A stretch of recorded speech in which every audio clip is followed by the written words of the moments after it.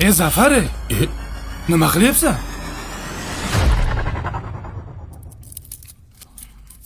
Majlisda odam siqilib ketdi-da.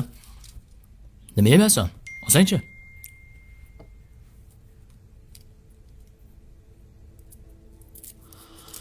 Menga mumkin emas.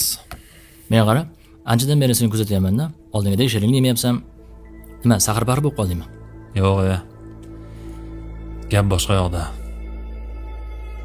Zafar, seni yaxshi ko'radiganida. Boyaki premium-u, qani? Hey, Gap yo'q. Baxtiyor shu oxirgi payt ishlarim yurishmayapti-da. Topishim yaxshi, lekin baraka yo'q. mabodo birontasi norozi qilgan yoki bilmasdan haqqini yeb qo'ygan joying yo'qmidi? Yo'q, hech kimni norozi qilmaganman. Bir ikkita qarzlarim bor. Katta pul emas. Beraman-da. Zafar, qarz katta yoki kichkina bo'lmaydi. Qarz bo'ladi.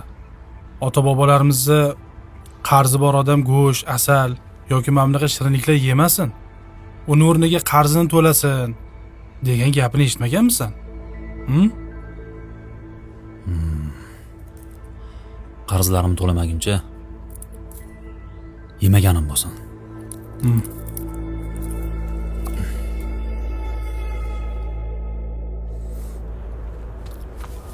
Zafar, nima qilyapsan? Qarzimni uzmagunimcha yemayman deb ahd qiluvding-ku. Ey.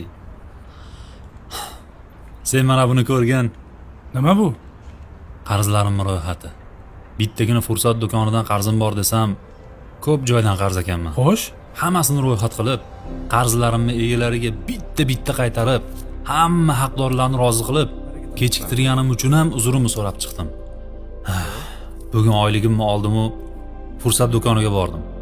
Fursatdan olgan oxirgi muddatli to'lovdagi qarzimni ham to'lab chiqdim-u, birinchi shu yerga kelyapman. menga qara, rostdan qarzingni uzib oldingmi hammasini? Hatto kamolot to'lovlarni ham plyusga o'tkazib yubordim. Gap yo'q. Lekinchi, birovni haqqini qaytarsang, qarzlarni uzsang, rostdan ham ishing yurishib, baraka olib ketar ekan. Albatta. Mana endi maskaningda qanaqa shirinlik bo'lsa, hammasidan sotib olaman. Menga qara. Sen qarzingni to'lab erkin ishini qilding. Bugun qanaqa shirinlik yesang, bemalol senga VIP. O'zimni hisobimdan. Do'stim, baraka top. Qani qaysidan kesib beray? Qaysi biri zo'r, o'shandan boshlaymiz.